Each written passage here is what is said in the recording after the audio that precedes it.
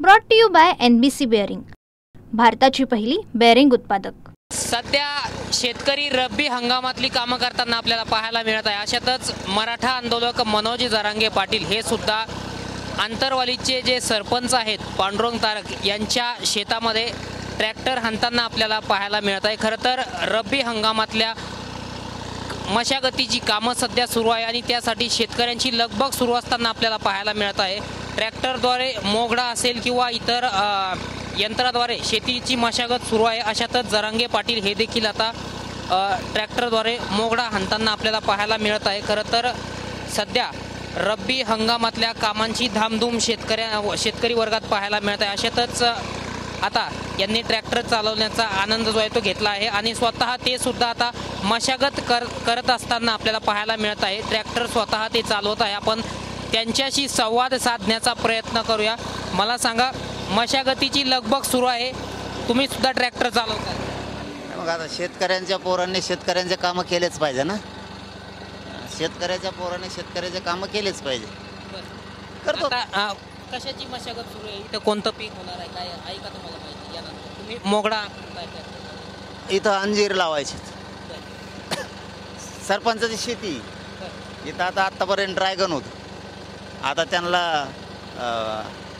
अंजीर लावायचे तिथं। मग आता मोगडा पाळी, आता मोगडा सुरू आहे सध्या। आतापर्यंत किती क्षेत्र तुम्ही आता ट्रॅक्टरद्वारे 10 गुंठे आणलास?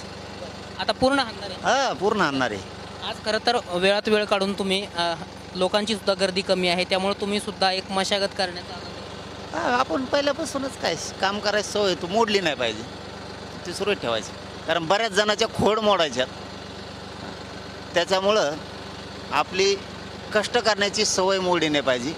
आपल्यातलं धाडस बळ हे कधी मोडलं नाही पाहिजे, नाहीच तर माणूस कमजोर होतो।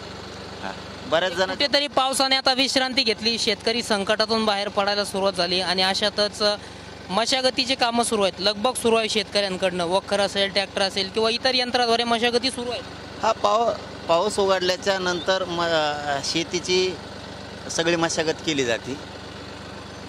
पावसाने उघड दिल्याच्या नंतर शेतकऱ्यांवरती, जनतेवरती, लोकांवरती संकट आणणाराची खोड पाऊस फटाकल्याच्या नंतर, उघडल्याच्या नंतर खोड मोडावं लागते।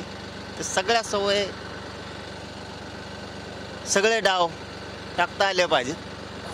खोड मोडायसाठी सुद्धा आपण हमेशा सावध असलं पाहिजे आणि वेळ मिळाली, जसं आता पाऊस उघडला, शेतकरी कामाला लागले, तसे वेळ मिळाला की करेक्ट कार्यक्रम लावायचा। तर नक्कीच आपण पाहतोय की सध्या रब्बी हंगाम सुरू आहे आणि शेतकऱ्यांच्या शेतामध्ये गहू असेल किंवा इतर पीक जे असेल ते लावण्याची लगबग जी आहे ती सुरू आहे। खरं तर हिवाळ्यामध्ये गहू पीक मोठ्या प्रमाणात घेतलं जातं आहे आणि अशातच मनोज जरांगे हे ट्रॅक्टर चालवत आहेत। ट्रॅक्टरद्वारे मशागत करताना आपल्याला पाहायला मिळत आहे।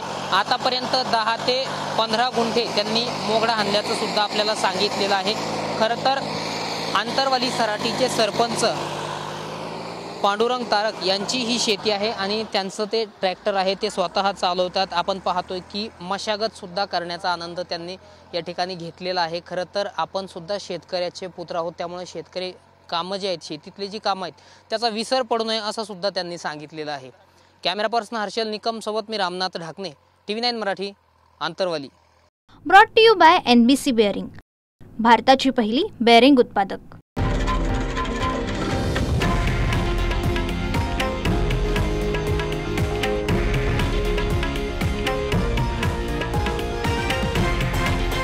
हे आहे देशातील नंबर 1 न्यूज नेटवर्क आणि आपण पाहत आहात TV9 मराठी, एकमेव।